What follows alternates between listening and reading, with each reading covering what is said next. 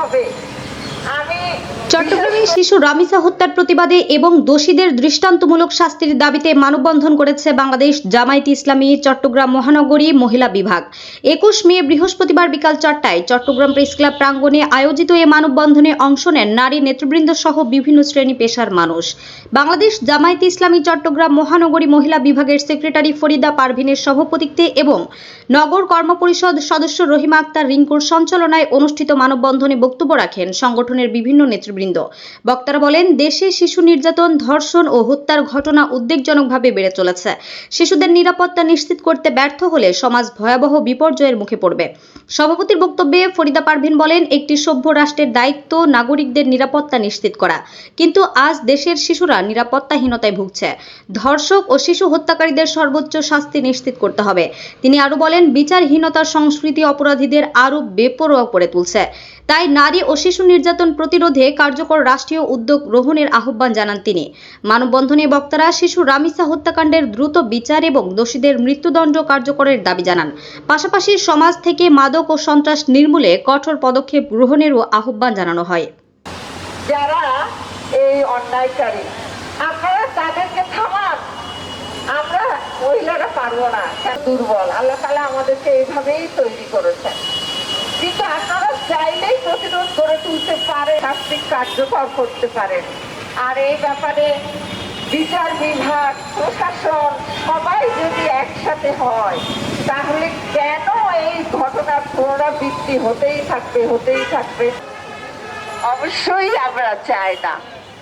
আমি এই জন্য আপনাদের উপস্থিত সকলের কাছে বিনীত অনুরোধ করব যে আপনারা প্রশাসনকে জাগিয়ে তুলুন, আপনারা সমাজকে জাগিয়ে তুলুন।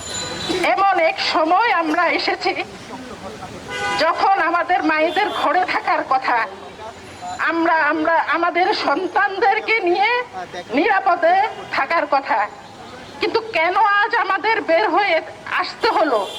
এর জবাব প্রশাসন, সাংবাদিক বন্ধুদের মাধ্যমে রাষ্ট্র, আন্তর্জাতিকভাবে আমরা জানতে চাই।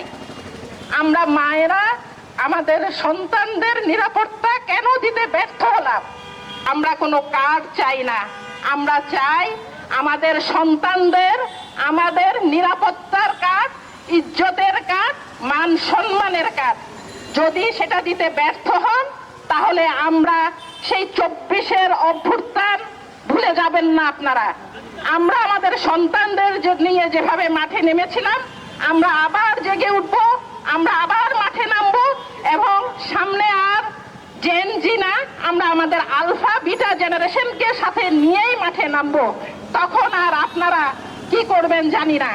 আজকে যদি রামিসার হত্যাকারীকে শাস্তি দেওয়া হতো, এই ক্ষেত্রে আমি আইনজীবী সমাজের দৃষ্টি আকর্ষণ করছি সাংবাদিক ভাইদের মাধ্যমে, যে আইনজীবী তার জামিনের জন্য মাঠে নামবে, আমরা তাকেও শাস্তির আওতায় আনতে চাই, এবং তার শাস্তির মাধ্যমে বিশ্বকে দেখাতে হবে যে ধর্ষণ যে করে তার শাস্তি হয়েছে, তাকে যারা সহযোগিতা করেছে, রাষ্ট্রীয় পৃষ্ঠপোষকতা দিয়েছে, তাদেরও শাস্তি দিব আমরা। Gratitude to all the members of press and respected audience here. Today we voice our absolute horror, profound grief and fiercest condemnation regarding the unspeakably demonic rape and murder of 8-year-old child Ramisa Akhtar in Pallavi, Dhaka. The sheer monstrosity of this crime, where an innocent little girl on her way to school was dragged into a flat, subjected to horrific physical violation by a perverted repeat offender and subsequently decapitated to conceal the evidence, has shaken the conscience of every mother.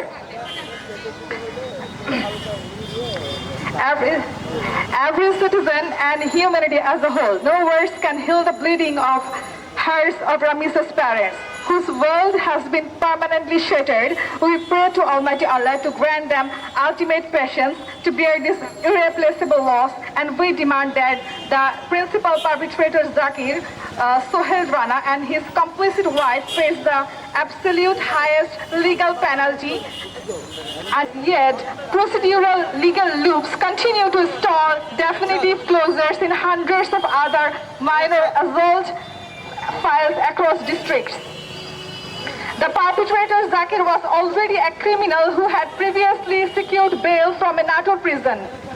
The ease with which dangerous, morally corrupted individuals secure bail and move into new urban residential areas to hunt down more children is a catastrophic failure of our judicial surveillance. It stands a dangerous signal to criminal minds that they can escape the ultimate consequences. The chronic delay in serving justice functions as a slow poison that degrades our national psyche. The use of gruesome child mutilation becomes a recurring headline. Without swift public punitive execution, society becomes tragically desensitized.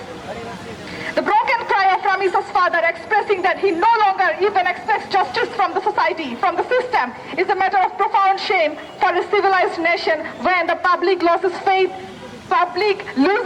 in the courts, moral lawlessness spreads. The urban spaces like Dhaka and Chattogram cannot even send their children down the staircases of their own apartment complexes without paralyzing fear.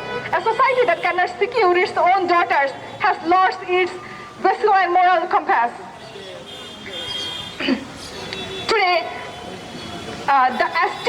the state must ensure that Zakir is handed the death penalty without delay. Cases involving the rape and murder of children must be tried under special tribunals that are strictly legally mandated to deliver a final verdict within 30 to 60 days. Justice delayed is justice denied. And in these cases, justice delayed is a license for the next murder. HM Expert B500 CWR স্বাধীনতার সুবর্ণ জয়ন্তীতে নতুন বাংলাদেশ গড়ার প্রত্যয় HM Steel